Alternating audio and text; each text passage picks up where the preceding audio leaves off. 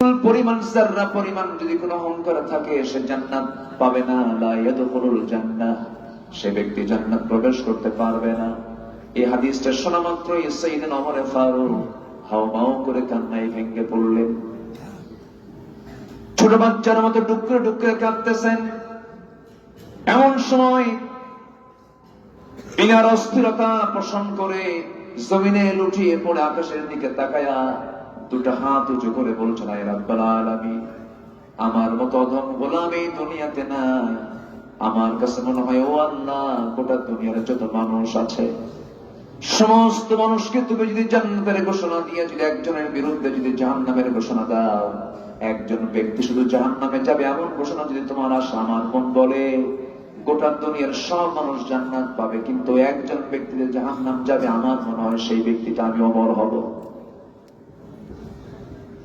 চিন্তা করে দেখুন কি পেরেশান তারা ছিলেন, কি টেনশন তারা কাজ করেছে, তাদের মধ্যে কাজ করেছে।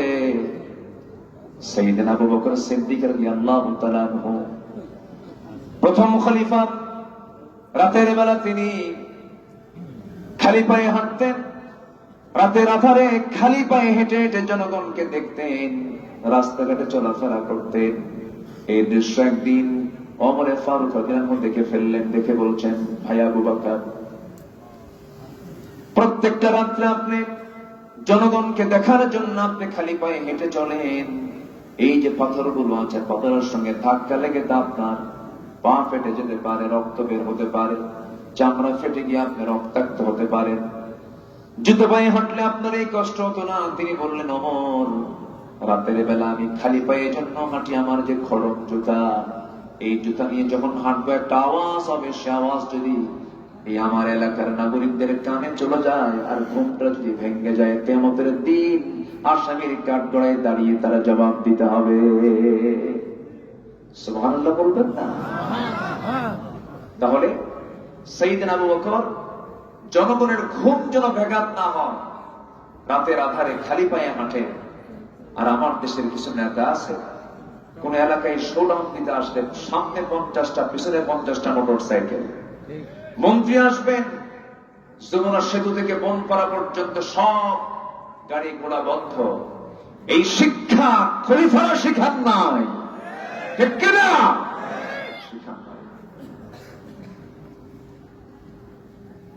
খেলাফতের দায়িত্ব পালন করার পরের দিন থেকে তিনি তার এক প্রতিবেশী, যার স্বামী ছিল না, সন্তানাদি কেউ ছিল না, এক বুড়ি মহিলা, সেই বুড়ি মহিলার ঘরে তিনি প্রত্যেকটা রাতে যেতেন ফজরের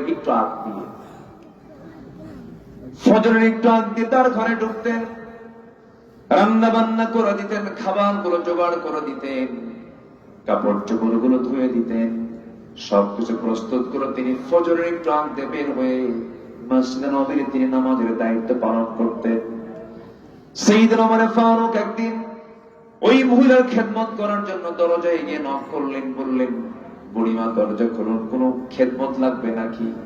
বুড়ি মহিলা ভিতর থেকে বলতেছে, কে আপনি চিনি না, তবে কিছুক্ষণ আগে আমার খেদমত করার জন্য আসছিল একজন, সে খেদমত করে চলে গেছে। সাইয়েদনা ওমর ফারুক মনে মনে চিন্তা করলেন, ওই লোকটাকে, যে লোকটা সবার আগে চলে আসবে এই মহিলার ঘরে খেদমত করার জন্য, খুব চেষ্টা চালালেন তাকে ধরার জন্য।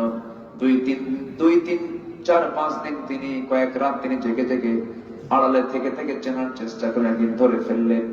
তিনি অন্য কোন ব্যক্তি নন, তিনি হচ্ছেন রাষ্ট্রের 1 নম্বরের ব্যক্তি সাইয়েদনা আবু বকর।